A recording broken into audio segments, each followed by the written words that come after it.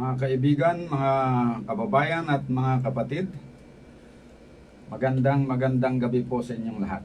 Ating programang Ang Tinig ng Reformasyon ay muling nagbabalik ngayong gabi.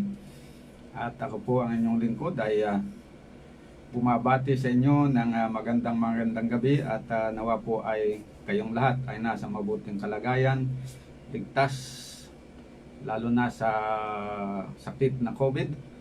Nawa po ay lahat kayo ay ligtas. At aking muling inaanyayahan kayo na samahan ninyo ako sa isa na naman na bahagi ng ating ginagawa na Bible Study Series tungkol sa mabuting balita ng kaligtasan. Akin ding binabati ang ating mga viewers sa Facebook. Naka-live po tayo ngayon sa Facebook. Welcome po kayong lahat.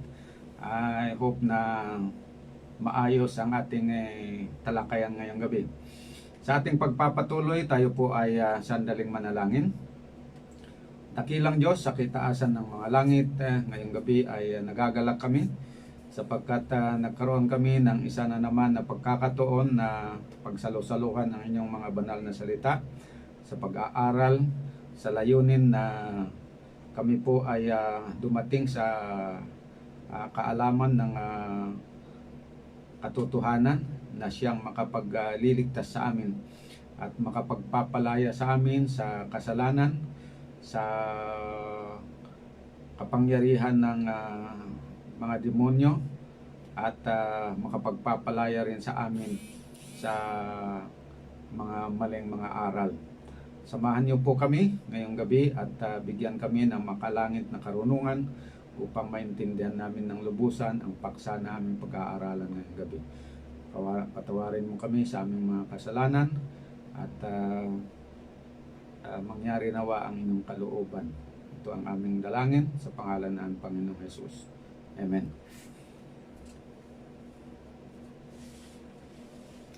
So tayo po ay magpapatuloy ngayon sa ating pag-aaral. Ngayong gabi ay ating pag-aralan ng isang paksa na nabanggit sa ating pag-aaral kagabi. Ito po ay tungkol sa hayop na may tanda, na ayon sa pag-aaral natin kagabi ay may ikatlong anghel na nagbigay ng katakot-takot na babala sa lahat ng tao dito sa mundo na huwag nilang sambahin ang hayop at huwag nilang tanggapin ang kanyang tanda sa kanilang noo o kamay, dahil ayon sa mensahero ng langit na ito, ang sino man na sumasamba sa hayop at sa kanyang larawan ay tatanggap ng kanyang tanda at tatanggap ng kanyang tanda sa kanilang noo o sa kanyang kamay, ay iinom din naman siya ng alak ng kagalitan ng Diyos na nahahandang walang halo sa mangkok ng kanyang kagalitan. At siya ay pahihirapan ng apoy at asupre sa harapan ng mga banal na anghel at sa harapan ng kordero. At ang usok ng hirap nila ay napailan lang, magpakailan-kailanman.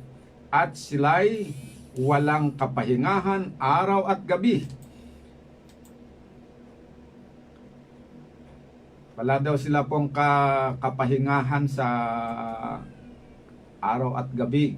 Maghihirap po talaga daw sila. Silang mga nagsisisamba sa hayop at sa kanilang larawan. At sino mang tumanggap ng tanda ng ng kanyang pangalan. Yan po ang nakasulat sa Revelation chapter 14 verse 9 to 11. Ibig pong sabihin na kung kampihan natin ang hayop sa pamamagitan ng ating pagsamba sa Kanya at pagtanggap ng Kanyang tanda, ay ang Diyos ang magiging kalaban natin. At kung Diyos ang kakalabanin natin, ang pag-asa natin na makamtan ang buhay na walang hanggan ay mawawala. Sa halip ay pahihirapan tayo ng 7 mangkok ng galit ng Diyos, na kung tawagin ay the 7 last plagues, na mas matindi pa kung tutuusin kaysa yung 10 plagues of Egypt. Sa kabilang banda ay nagbabala din sa Revelation 13 verse 15 ang hayop sa mga tumanggi na sumamba sa kanya at ayaw tumanggap ng kanyang tanda, na sila daw po ay kanyang papatayin. Ibig sabihin na kung ang Diyos ang kakampihan natin at huwag tayong sasamba sa hayop at huwag nating tanggapin ang kanyang tanda, ay ang hayop ang magiging kalaban natin.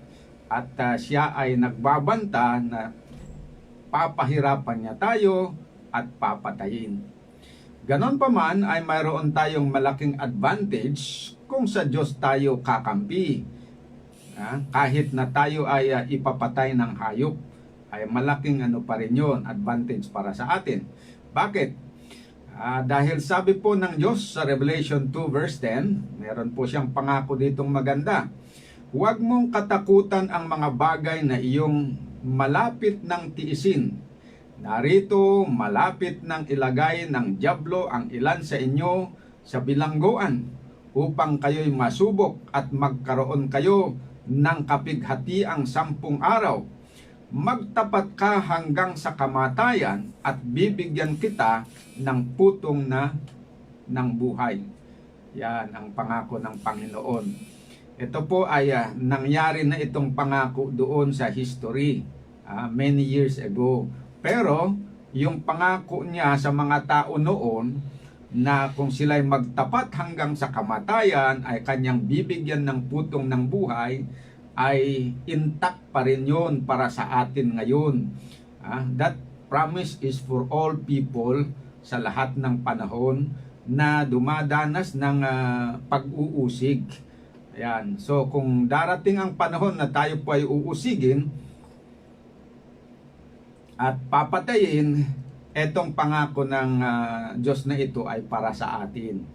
Magtapat lang tayo hanggang sa kamatayan at meron siyang pangako na bibigyan tayo ng putong ng buhay. Ibig sabihin na kung piliin natin na magtapat sa Diyos sa kabila ng banta ng hayop na tayo ay papatayin, ay hindi magiging kawalan sa atin ang ating pagkamatay.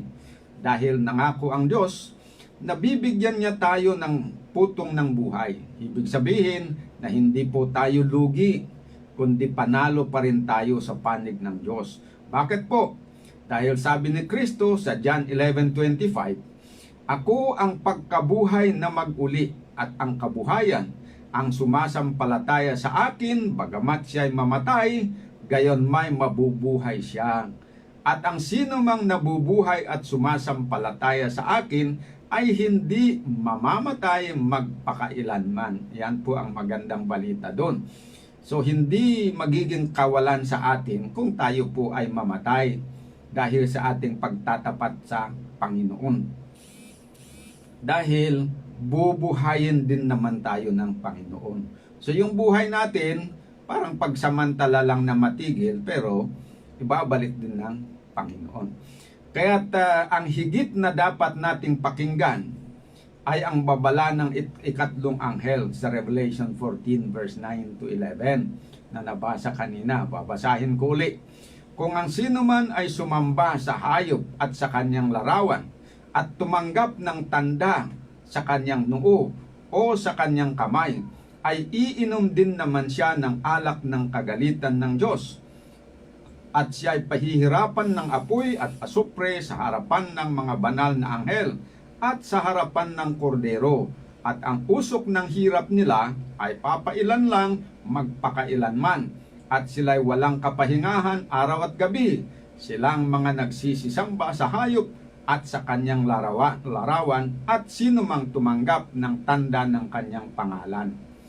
Kaugnay ng kakilakilabot na babalang ito ng ikatlong anghel, ay ating inaanyayahan kayo upang pag-aralan natin itong paksa ng tungkol sa hayop at sa kanyang tanda. At ating tuklasin kung ano ang tinutukoy dito sa Revelation na hayop na may tanda na hindi dapat sambahin. Ikalawa, tutuklasin natin kung ano ang tinutukoy na larawan ng hayop na hindi rin dapat sambahin. Ikatlo, ating tutuklasin kung ano ang tinutukoy na tanda o tatak ng hayop na hindi dapat tanggapin sa noo o sa kamay. Yan. So ang unang punto na ating tatalakayin at alamin ay kung ano ang sinasagisagan ng hayop na may tanda dito sa hula ng Revelation. Sigurado na ang hayop na tinutukoy dito ay hindi literal na hayop dahil wala namang literal na hayop na humihiling sa mga tao na siya ay sambahin. Di ba? Kaya't suriin at alamin natin kung ano ang sinasagisagan ng hayop na may tanda. Nang sa ganon ay hindi tayo magpadaya sa kanya at huwag nating tanggapin ang kanyang tanda upang hindi tayo painumin ng galit ng Diyos na ayon sa ating pinag-aralan kagabi ay walang iba kundi ang 7 salot na nakasulat sa Revelation 16. At ating nung iniisa-isa natin kagabi ay talaga namang nakakapagpatindig ng balahibo. Dahil biro mo talagang maghihirap ka, no? Maghihirap ka dyan sa pigsa, sa katawan mo. Maghihirap ka araw at gabi. Tapos, maghihirap ka pa ng uhaw. Hindi ka makakainom dahil yung tubig sa dagat at sa mga bukal ay nagiging dugo. Tapos, wala ka pang makakain. So, maghihirap ka ngayon ng kagutom. Gutom dahil wala kang makakain. Tapos mapapasok ka pa doon sa init ng araw dahil titindi ang init ng araw. Kaya napakahirap. Kung ilang araw yon, sabihin na natin ng bawat hindi naman na sinabi sa atin sa Biblia kung gaano tagal yon. Pero kung ang bawat salot ang pagitan nun ay tig-1 buwan, o di sa 7 salot 7 months halimbawa, ay nako, ang hirap na yon. Ito nga hindi tayo pinapahirapan dito sa quarantine, ang dami nang nahihirapan, mas lalo pa yon. Kaya't yon mga kapatid ang isaalang-alang natin. Kaya kailangan na pag-aralan natin ito, alamin natin ito, at pakinggan natin yung babala. Na pag natuklasan natin kung alin yung tinutukoy dito na hayop, huwag na tayong sumunod sa kanya, sa kanyang mandato, sa kanyang aral. Natuklasan natin kung ano yung tanda ng hayop, huwag na nating tanggapin. Dahil siguradong mangyayari yung babala ng ikatlong anghel na tayo pahihirapan ng Panginoon. So, ipagpatuloy po natin bilang pagtuklas sa identity ng tinatawag na hayop na may tanda. Ay basahin po natin ang Revelation 13 verse 14 to 17. At nadadayan niya ang mga nananahan sa lupa dahil sa mga tanda na sa kanya'y ipinagkaloob na magagawa sa paningin ng hayop, na sinasabi sa mga nananahan sa lupa na dapat silang gumawa ng isang larawan ng hayop na mayroon ng sugat ng tabak at nabuhay. at siya ay pinagkaloobang makapagbigay ng hininga sa larawan ng hayop upang ang larawan ng hayop ay makapangusap at maipapatay naman ang lahat ng hindi sumasamba sa larawan ng hayop. At ang lahat, maliliit at malalaki, at mayayaman at mga dukha, at ang mga laya at mga alipin, ay pinagbigyan ng isang tanda sa kanilang kanang kamay o sa noo, at nang huwag makabili o makapagbili ang sinuman, kundi siyang mayroong tanda sa makatuwid ay ng pangalan ng hayop o bilang ng kanyang pangalan. Yan. So dito ay may mga pagkakakilanlan o katangian na ibinigay kung ano ang hayop na may larawan at tanda. O itong gagamitin natin para makilala natin kung sino siya. Una ay sinabi na ang hayop na may tanda ay siya yung hayop na may larawan na ginawa sa kanya.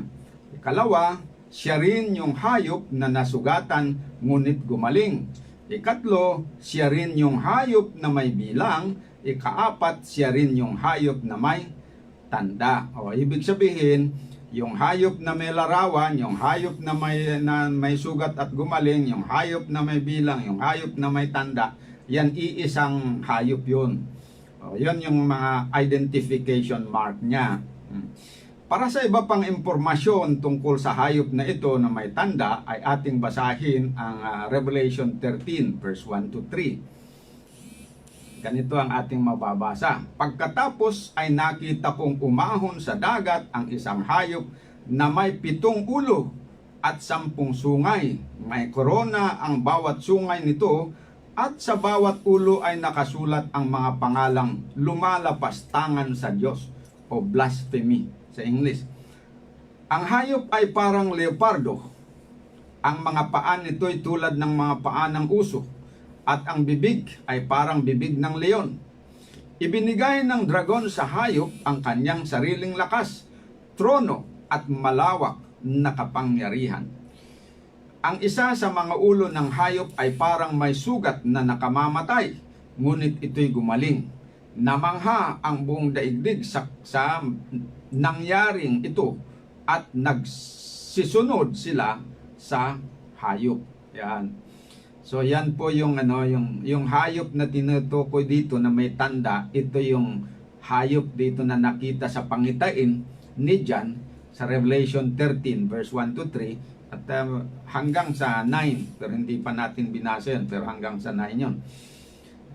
So yan po yung tinutukoy na hayop na sabi dito meron siyang 7 ulo at 10 sungay, na ang bawat sungay ay may korona. So dito po ay inilarawan ang hayop na may tanda. Sabi na ang hayop na ito ay may 7 ulo at 10 sungay at sa bawat sungay ay may korona.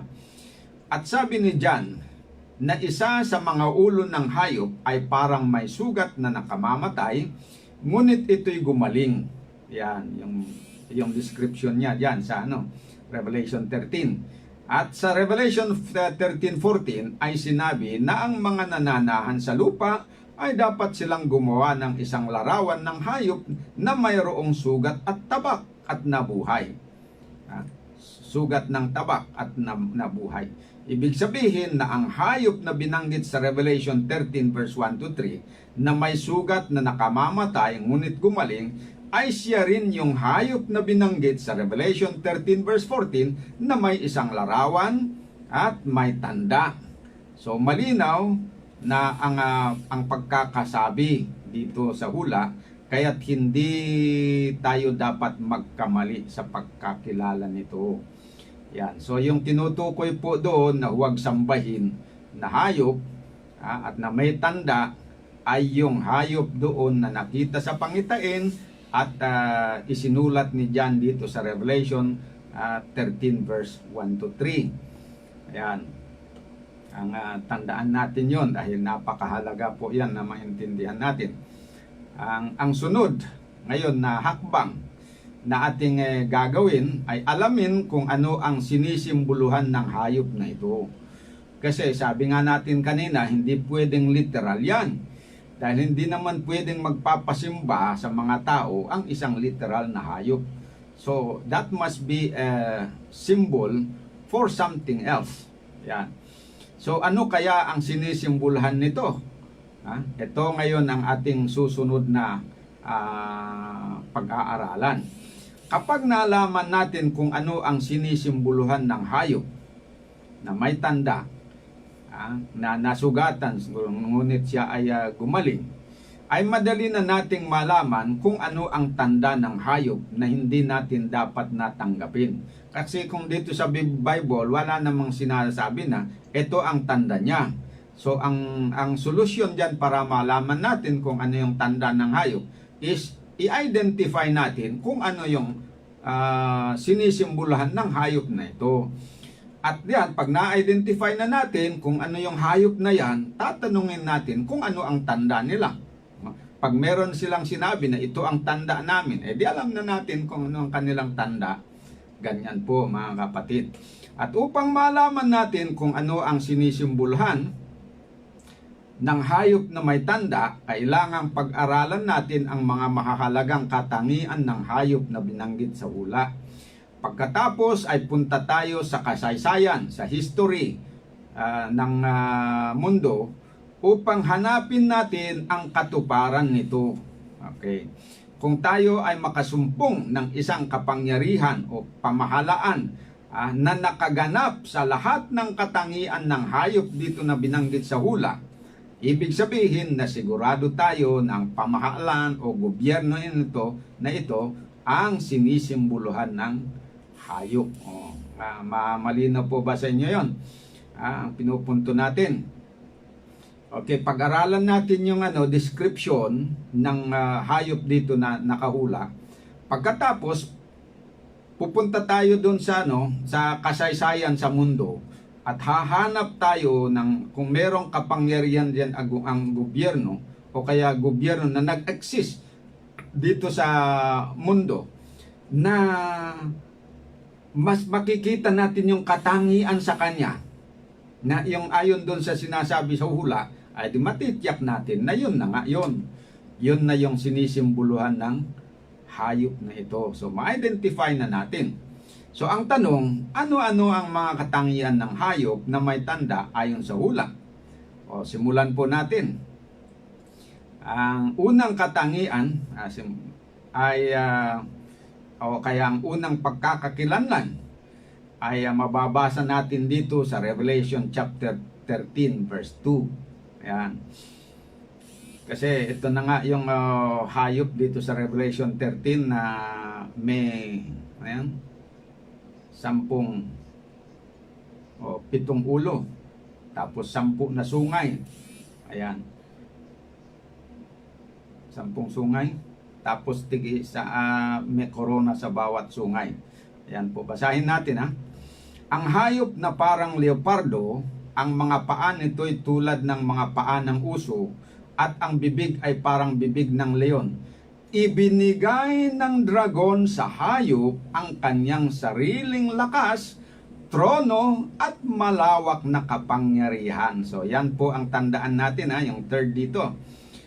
Huwag na muna nating pansinin itong yung sa first sentence na parang leopardo, tapos yung paa niya ay parang paa ng uso, tapos yung bibig niya ay parang bibig ng leon.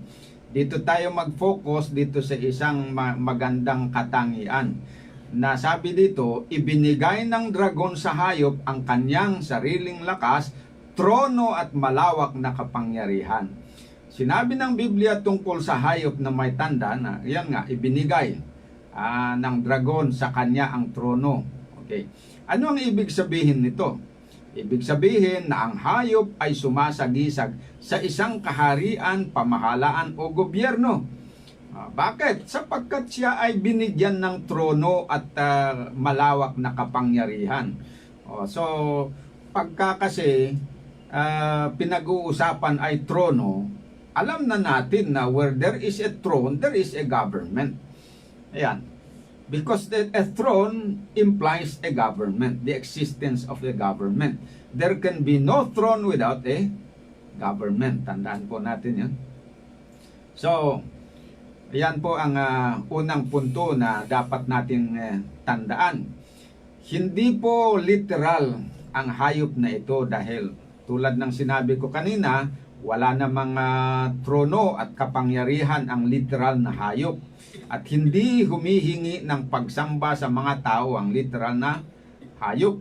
So ibig sabihin na ang dragon na nagbigay sa hayop ng trono at malawak na kapangyarihan ay hindi rin literal na dragon, kundi isa rin itong kaharian o kapamahalaan o gobyerno. At dahil sabi ng hula na ibinigay ng dragon sa hayop ang kanyang sariling trono at malawak na kapangyarihan, nangangahulugan na ang pamahalaan na sinisimboluhan ng dragon ay naunang umiral kaysa pamahalaan na sinisimboluhan ng hayop na may tanda. Hindi pwede na ang pamahalaan na sinisimboluhan ng dragon ay huling umiral o nag-exist kaysa sa pamahalaan na sinisimboluhan ng hayop. Dahil kung naunang umiral ang pamahalaan na sinisimboluhan ng hayop bago umiral ang pamahalaan na sinisimboluhan ng dragon, ibig sabihin na ang trono at maluwang na kapangyarihan ng kapamahalaan na sinisimboluhan ng hayop ay hindi pwedeng manggaling sa dragon. O yan po ang punto Kasi sabi dito, ulitin ko, simplify natin. Yung dragon, siya ang nagbigay ng trono at kapangyarihan doon sa hayop. Therefore, yung hayop, siya ang sumunod doon sa dragon. Ayan po ang punto, mga kapatid. Ang ibig sabihin nun, kung halimbawa ako, teacher, ako po yung nakakuha ng slot doon, nakakuha ng isang pwesto.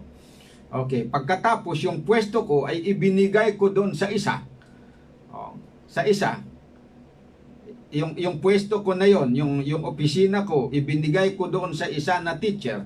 Ang ibig sabihin, ako ang naunang nakapwesto kaysa doon sa binigyan ko. Hindi pwede na siya yung una na nakapwesto, ako yung huli.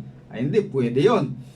Ako ang unang nakapwesto, kaya't yung pwesto ko, inibinigay ko doon sa sumunod sa akin. Yan po ang pinakapunto. So nauna ngayon yung dragon na namahala, na nagkaroon ng trono, na naghari dito sa mundo, at sumunod ngayon itong hayop.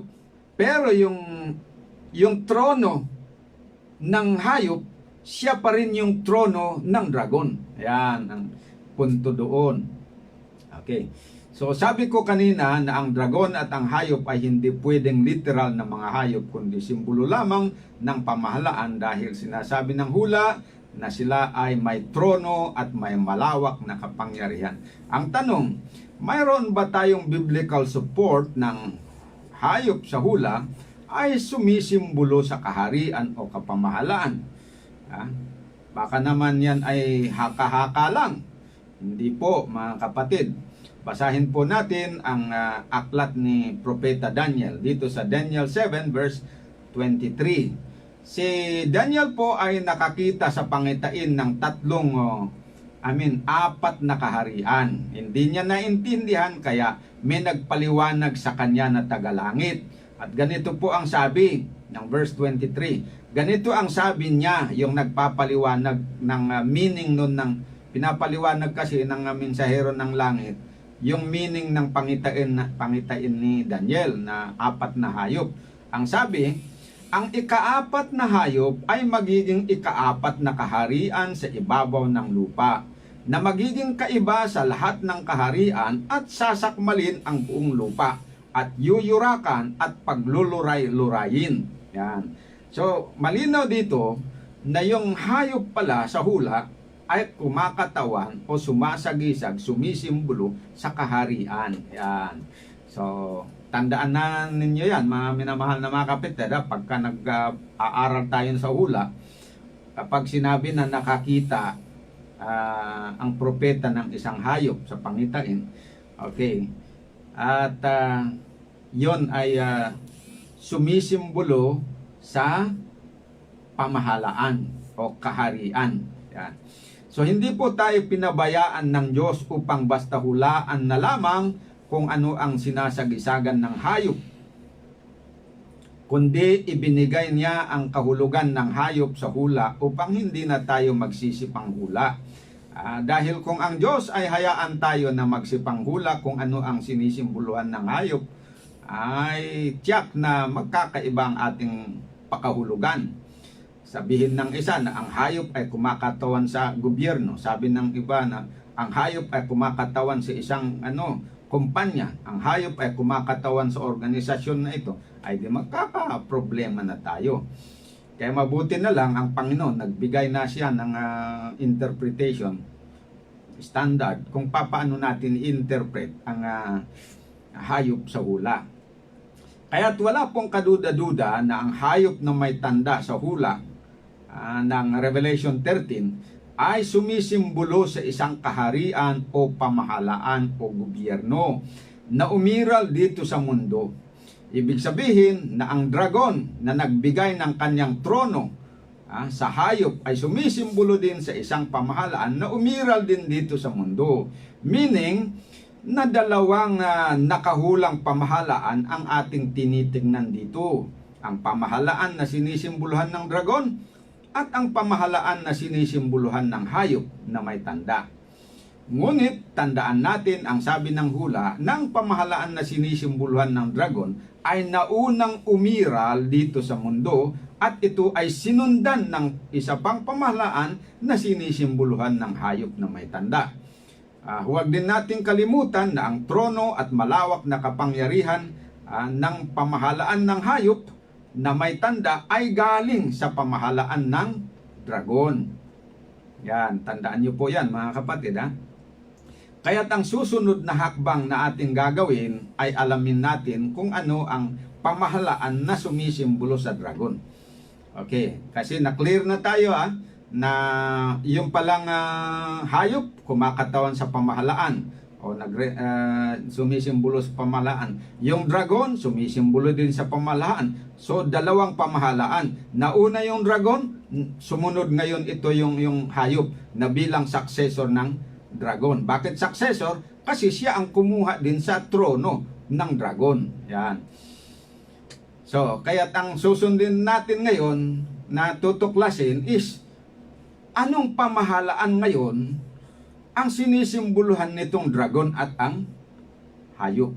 Yan. At kapag alam na natin kung anong pamahalaan ang umiral dito sa mundo na sinisimboluhan ng dragon, madali na nating malaman kung anong pamahalaan ang sumunod na umiral dito sa mundo na sinisimboluhan naman ng hayop na may tanda. At madali na rin nating malaman kung ano ang tanda ng hayop na dapat nating tanggihan o huwag tanggapin. Kaya magkasunod-sunod yan we can never know or we may never know what is what is symbolized by the sign. I mean the tanda ng or mark of the beast. We may never know what is the mark of the beast if we don't know what is represented or symbolized by the beast. At hindi rin natin ma-establish kung anong gobyerno ngayon ang sinisimboluhan ng hayop na may tatak kung hindi natin alam yung gobyerno na sinisimboluhan naman ng dragon.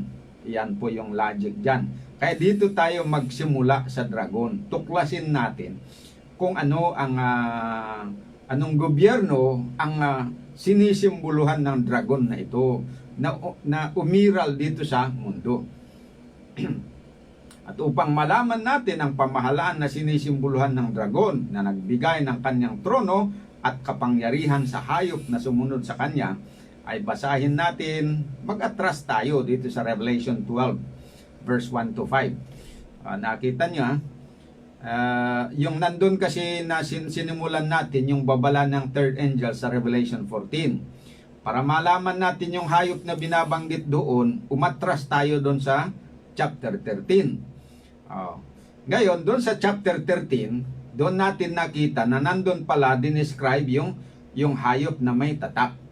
Kaya lang, hindi natin fully may establish kung anong gobyerno ito, without understanding kung ano yung dragon. Kasi dito sa chapter 10, binanggit na may dragon na nagbigay sa hayop ng trono at kapangyarihan.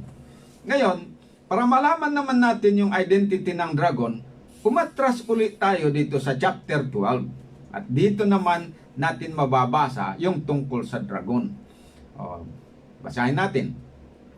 Kasunod nito'y lumitaw sa langit ang isang kakaibang palatandaan.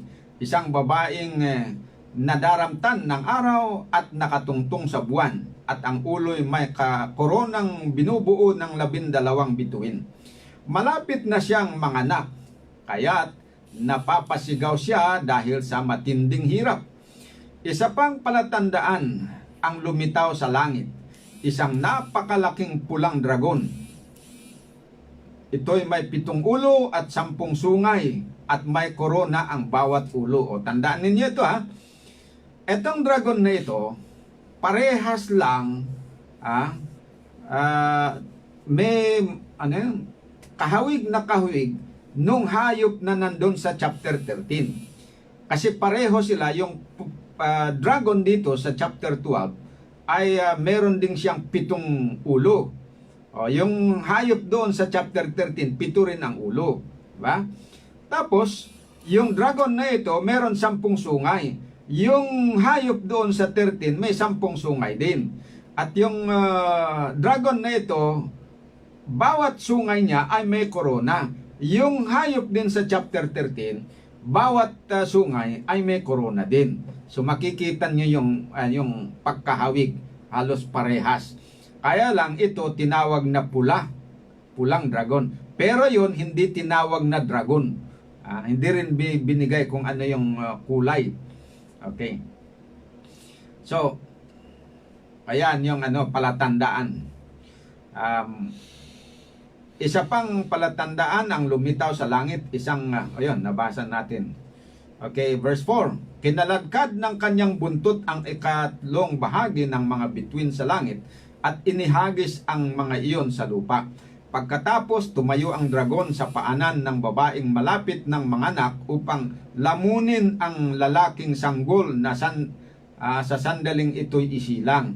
Ang babae ay nagsilang ng sanggol na lalaki na nakatakdang maghari sa lahat ng bansa sa pamamagitan ng tungkod na bakal, ngunit may umagaw sa bata at dinala ito sa Diyos sa kanyang trono o doon sa langit. Ayan.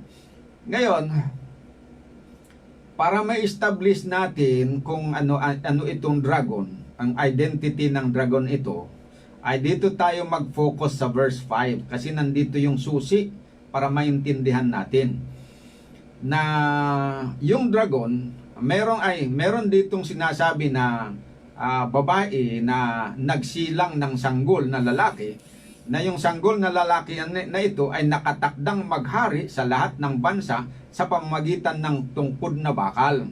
Okay. Na bago pa man siya maipanganak ay nakahanda na yung dragon na gusto niyang lamunin o patayin. Pero nung naipanganak, hindi naman siya nagtagumpay na pinatay. Okay.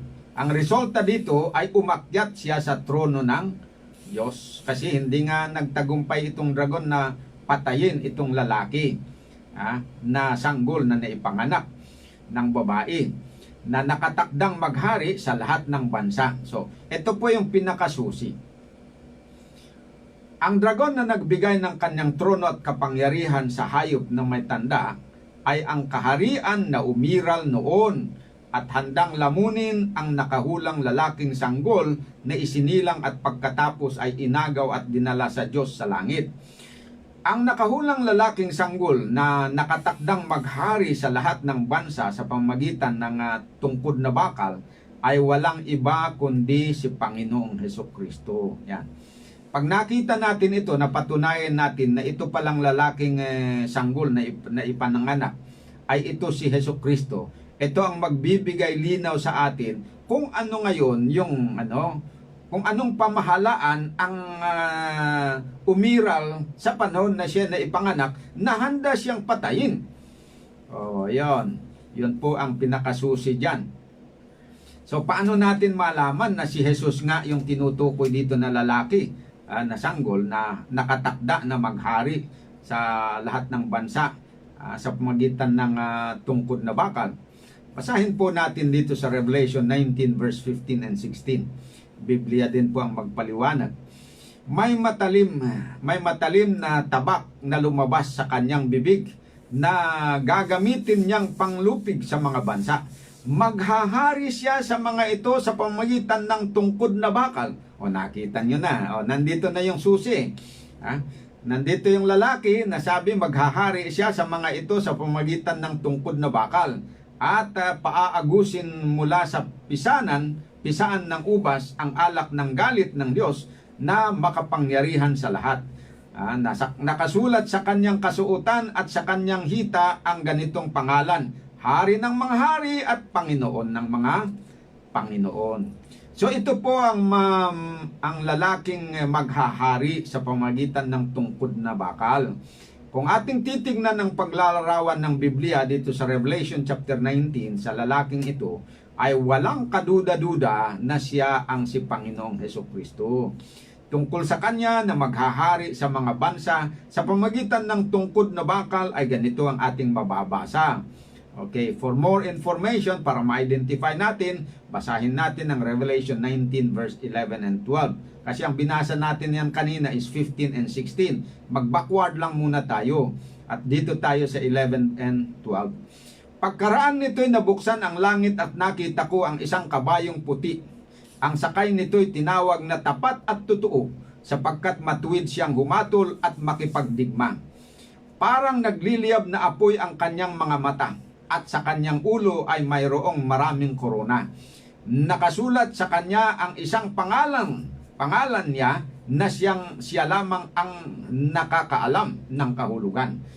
Basang-basa sa dugo ang kanyang kasuutan at ang tawag sa kanya ay ang berbo ng Diyos. Yan ang susi na naman dyan para malaman natin na siya pala si Jesus. Kasi sa tanang Biblia, si Jesus lamang ang tinawag dun sa pangalan na ang berbo ng Diyos.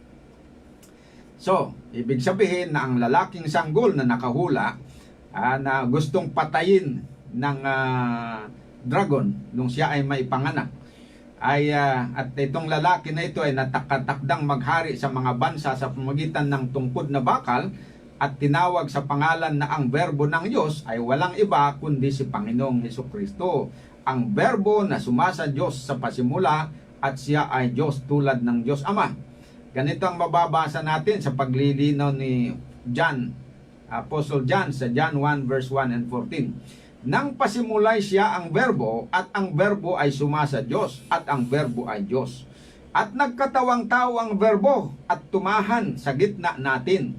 O nakita nyo na, pinagdugtong-dugtong natin ang mga talata, nalaman natin na ito palang lalaking sanggol na ipinanganak na siya ang nakatakda na maghari sa buong mundo sa pamagitan ng tungkod na bakal, ay ito pala yung tinawag na berbo.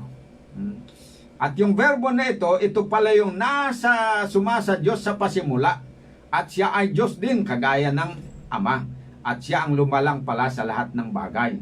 Okay, pero ayon sa verse 14 ng John chapter 1, ay dumating ang panahon na siya po ay nagkatawang tao. At nung nagkatawang tao, tinawag siya na bugtong na anak ng Diyos. Yan. So ang berbo na nagkatawang tao at tumahan sa gitna natin ay walang iba kundi si Panginoong Hesus na tinawag na bugtong na anak ng Diyos.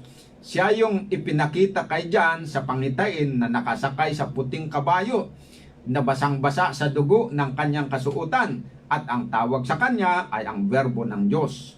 Ang tanong, kung si Jesus ay umiral noong pasimula bilang Diyos, bakit kailangan pa na siya ay maipanganak dito sa lupa na isang lalaking sanggol? Yan ang magandang tanong. Basahin natin ang sagot sa Galatians 4 verse 4 and 5. Datapwat nang dumating ang kapanahunan ay sinugo ng Diyos ang kanyang anak na ipinanganak sa isang babae na ipinanganak sa ilalim ng kautusan upang matubos niya ang nangasa ilalim ng kautusan, upang matanggap natin ang pagkupkup sa mga anak. So maganda ang layunin kung bakit si Jesus na Diyos, Diyos umiral siya na Diyos mula sa pasimula, kasama niya ang Diyos Ama. Siya pa ang lumalang sa lahat ng bagay. Nagkatawang tao. Napakaganda ang kanyang layunin dahil ginawa niya yon upang matubos niya tayo na nangasa ilalim ng kautusan, upang matanggap natin ang pagkupkup bilang mga anak ng Diyos. Praise the Lord sa ganyan na mabuting layunin. So nang si Jesus ay naipanganak dito sa lupa upang isagawa niya ang gawain ng pagtubos sa atin na mga tao, ang sabi ng hula sa Revelation chapter 12 verse 3 and 4 ay nandun ang isang pulang dragon na nakaantabay, at tinangka niya nung naipanganak, tinangka niya na talagang patayin, pero hindi siya nagtagumpay. Yan po ang doon. So medyo naglilinaw na ang ating pag-intindi dito sa hula. So dahil ang nakahulang dragon na ito ay sumisimbolo sa isang kaharian, napatunayan natin na ayon sa hula, sa paliwanag ng Revelation namin Daniel 7:23, na ang hayop sa hula ay sumisimbolo sa kapamahalaan o kaharian. So ngayon, nandun daw yung may dragon o tumakatawan sa pamahalaan, kaharian. Nung may panganak dito sa mundo si Kristo, mayroon daw pamahalaan o kaharian na nagtangka na patayin siya. Okay. Na-establish na natin yon na gano'n na nga. Ang tanong, ano yung na yon? Ano yung pamahalaan na yon na umiiral sa panahon ni Kristo na nagtangka na patayin si Kristo pagkatapos na siya ay maipanganak? Ayon. Pag nalaman na natin yon, di alam na natin kung anong pamahalaan ang sinisimbuluhan ng dragon. Di malaman na rin natin kung ano ngayon ang sumunod sa pamahalaan na yon na sinisimbuluhan naman ng hayop na may tatak. Ayan. So basahin natin ang Luke chapter 2 verse 1 to 7. Nangyari nga ng mga araw na yaon na lumabas ang isang utos mula kay Augustus Caesar na magpatala ang buong sanglibutan. Ibig sabihin nito, si Augustus Caesar, siya pala ang pangulo ng isang gobyerno noon na pangsanglibutan. Grabe, pangsanglibutan pala yung gobyerno na pinamumunuan ni Augustus Caesar. Ito ang unang talaang mamamayan na ginawa ng si Quirino ay gobernador ng Syria. At nagsisiparoon ang lahat upang sila'y mga tala, bawat isa sa kanyang sariling bayan. At si Jose naman ay umahon mula sa Galilea, mula sa bayan ng Nazaret, hanggang sa Judea, sa bayan ni David, na kung tawagi Bethlehem, sapagkat siya ay sa angkan at sa lahi ni David, upang patala siya pati si Maria na mag-asawa sa kanya na kasalukuyang kagampan, buntis, no? At nangyari samantalang sila'y nangaroroon at naganap ang mga kaarawan dapat siyang manganak. At kaniyang ipinanganak ang panganay niyang anak na lalaki, at ito'y binalot niya ng mga lampin at inihiga sa isang pasabsaban sapagkat wala ng lugar para sa kanila sa tuluyan. Okay. So dahil si Caesar Augustus ang emperador ng paganong Roman Empire. Okay. Hindi binanggit kung anong empire ito dito sa Bible, pero alam natin sa kasaysayan na itong si Caesar Augustus ay siya yung emperador ng Roman Empire noong araw na si Kristo po nang si Kristo ay naipanganak. Siya yung emperor of the Roman Empire. So ngayon, malinaw na yung Roman Empire, ito pala yung sinisimbuluhan ng dragon na umiral sa panahon ni Kristo at handang patayin si Kristo. pero hindi nagtagumpay. Yan, nakuha nyo. Pero bago tayo magpatuloy, meron tayong sagutin na objection. Baka may magtatanong kasi na sabi, paano naman po yung sabi sa Revelation 12:9, ng malaking dragon, ang matandang ahas, ang tinawag na Diablo at Satanas, ang dumadaya sa buong sanglibutan. Siya ay inihagis sa lupa at ang kanyang mga anghel ay inihagis sa nakasama niya. Oh. Kasi sabi dito na yung dragon yun ay kumakatawan kay Satanas. Hindi sinabi na kumakatawan sa Roman Empire. Okay? So tama po yung sinabi dito sa Revelation 12 verse 9 na itong ang dragon ay kumakatawan kay Satanas. Tama po yan. Hindi natin ito pasisinungalingan. Yung pulang dragon ay unang-una sumisimbolo kay Satanas. Sapagkat mula pa sa langit ay siya na talaga ang kumakalaban at gustong pumatay kay Jesus. Ngunit noong si Jesus ay naipanganak dito sa lupa, si Satanas yung nagtangka talaga na pumatay sa kanya. Kaya lang, ginamit ni Satanas na instrumento ang pamahalaan ng Roma. Yun. So, ang Roman Empire, yun ay ginawang kasangkapan ni Satanas upang patayin sana si Jesus Christ. Paano natin alam na siya ang ginamit na kasangkapan?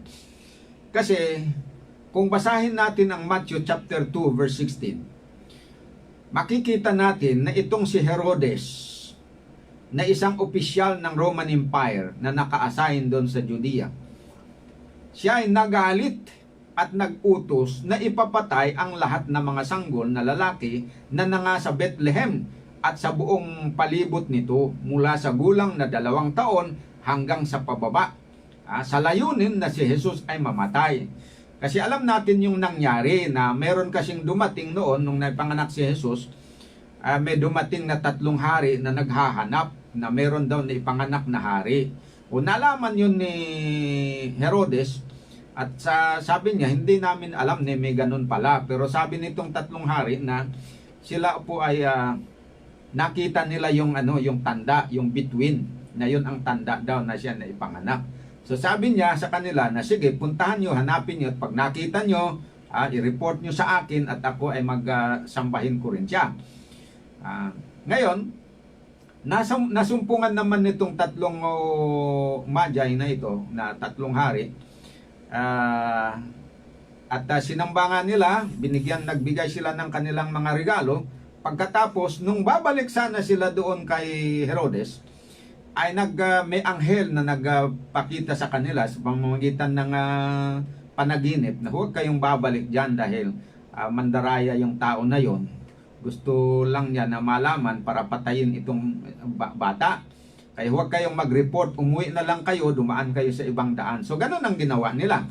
Nung nalaman ngayon ni Herodes na hindi nagpakita pala yung yung kausap niya na 3 hari, kundi umuwi na hindi nagpaalam, nagalit siya ngayon at para masigurado na mamatay si Jesus, kinuwenta niya yung approximate na time na siya na ipanganak.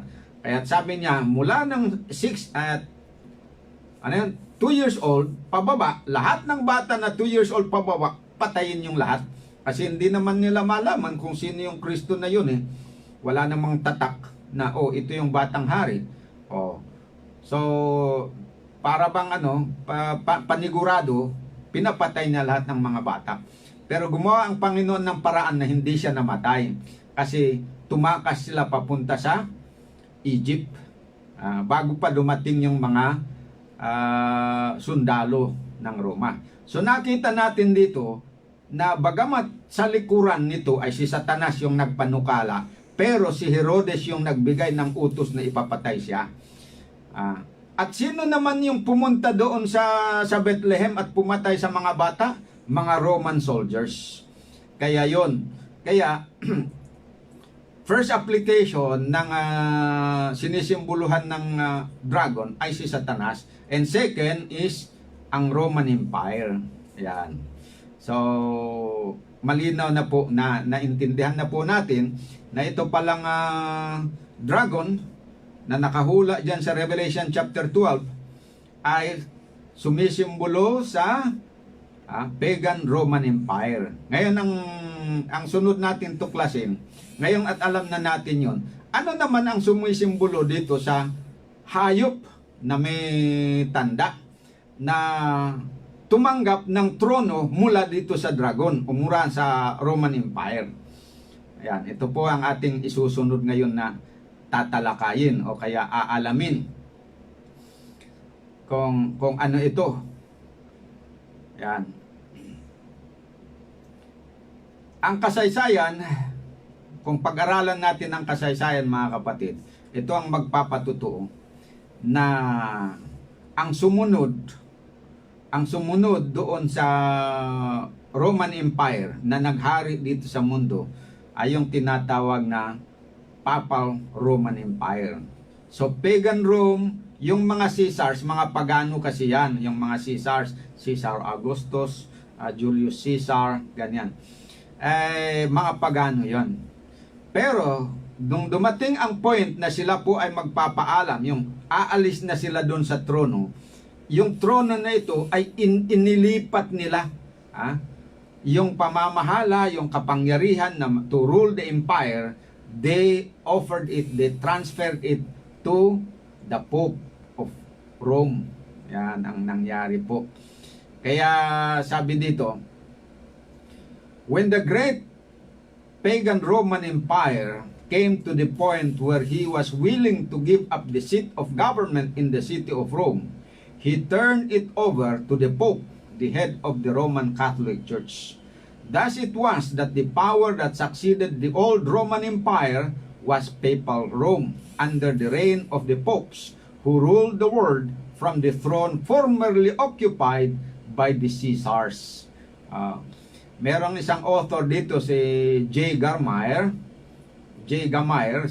Sinulat po niya yung aklat na The True Christ and the False Christ. Sabi niya dito, but just as pagan Rome was the offspring, parang anak, offspring, and successor of Babylon, so is Papal Rome the true offspring and successor of pagan Rome. Okay? So ano yung sabi ng historian na ito? Si J. Gamliel. Kung papaano daw na yung pagan Roman Empire ay siya ang nagiging successor ng Babylon. Actually, hindi yun ang immediate ng successor. Kasi alam natin sa kasaysayan, ang naging immediate successor ng Babylon is Medo-Persia. Tapos ang naging successor ng Medo-Persia na sumunod sa kasaysayan is Greece. At yung Greece naman is succeeded by Rome. So yung Roman Empire is the fourth in that line. Babylon, Medo-Persia, Greece at saka Rome. Ito naman pagan Rome, ang naging successor niya is the Papal Rome. Yan. So yan po mga kapatid. So at least dito ngayon na-identify na po natin yung kung ano ang anong pamahalaan ang sumisimbolo o sinisimboluhan ng dragon. Na sa Revelation chapter 12, that is representing what? Pagan Roman Empire. Ano naman ang pamahalaan ang nagrepresent dito sa sa hayop na may tanda na binanggit dito sa chapter 13 verse 1 to 9? Yan ay Papal Rome, or we may say the Roman Catholic Church. Ayan. Kasi yung Pope at this point in time sa history ay nagiging leader ng dalawa. Naging leader ng church, which is the Roman Catholic Church, at leader ng empire, Roman Empire. So dalawa po yan. So both religious and political, nag-combine yung dalawang power, religious power at saka political power, nag-combine na hinawakan ng iisa. And that is the Pope of Rome. Yan. So for how many years? Napakahaba po yung reign. Ano yung tawag doon? Pamamahala ng papacy dito sa mundo. So, ano po ang conclusion natin dito? Wala na tayong time. Itutuloy po natin ang ating pag-aaral sa susunod. Dudugtungan pa natin kasi isa lang itong palatandaan na successor of Rome. This is only one of the identifying mark that points to the papacy as the one symbolized by the beast with the mark, na sinasabi ng third angel's message na if any man worship the beast and his image and receive his mark, the same shall drink of the wine of the wrath of God without mixture. Sabi niya, and they shall be tormented with fire and brimstone in the presence of the holy angels and in the presence of the Lamb. Yan po mga kapatid. Dito po tayo mag-end. Ihinto po natin yon basta na-identify natin yon. So ngayon, alam po ninyo mga kapatid kung anong tinutumbok dito na hayop na dapat huwag nating kampihan o huwag nating sambahin. Dahil kung sampahin natin yan, susunod tayo sa aral nito, lalo na kung tanggapin natin yung kanyang tanda, nako, ang makakalaban natin ay ang Panginoon. Aalamin natin sa susunod na pag-aaral natin kung bakit na galit ang Panginoon. Bakit meron sa lahat, talagang sa Kanya lang ini-issue ng Panginoon yung ganito na matinding katakot-takot na babala. Na huwag na natin sambahin yan at huwag nating tanggapin yung kanyang tanda dahil malalagot tayo sa Panginoon. So dito lang po mga kapatid, sana po ay matanggap natin ang babala na ito at ating ipagpapatuloy pa po bukas at sa makalawa para ma-identify natin kung ano naman itong tanda na yon, tanda ng tinatawag ng tanda ng hayop o tatak ng hayop. Kasi hula lang yun kailangan na unawain natin kung ano yon, ma-identify talaga natin yon. So, para sa ating pagsasara, tayo po muna ay manalangin. Dakilang Diyos sa kaitaasan po ng mga langit, ngayong gabi kami po ay nagagalak na tinulungan niyo kami sa aming pag-aaral. At bagamat hindi pa kami nakakalahati dito sa aming topic na dapat na talakayin tungkol po dito sa hayop at ang kanyang tanda. Pero nagagalak kami sapagkat at least na-settle namin ang dalawang issue. Na-identify na po namin kung ano ang sinisimboluhan ng dragon, kung ano ang sinisimbolan ng hayop. Yan. At nawa ay tulungan nyo kami sa pamagitan ng inyong espiritu na huwag na muling magpadaya dito sa hayop na ito. Hayop ang description nyo po, pero isang pamahalaan pala ito. At may may kapangyarihan at may mga aral na mapanlin lang.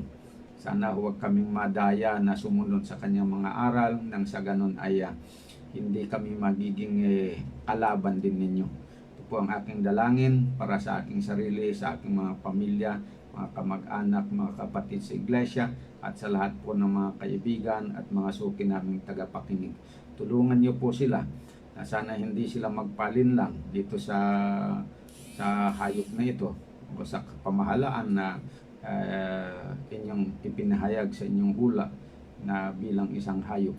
Ito po ang aming dalangin at patawarin niyo kami sa aming mga kasalanan. Ito ang aking dinadalangin sa pangalan ng aming Panginoong Jesus. Amen. Okay, mga minamahal na mga kapatid, magandang gabi po sa inyo. Maraming salamat sa inyong pakikinig sa ating programa. At sumainyo nawa ang pagpapala ng Panginoon. Bukas ay ating itutuloy po ang ating pag-aaral. Kung may mga katanungan po kayo, sinasabi ko, ulit ko, pwede mangyari po ay padala nyo ang inyong mga katanungan dito po sa ating istasyon.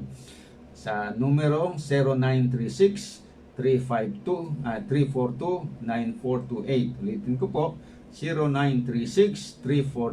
0936-342-9428. Yan po ang numero ng ating radio. Diyan nyo na po ipadala ang inyong mga katanungan.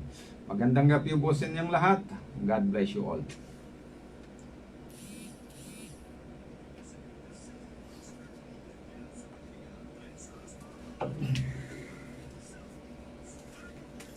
Tapos na.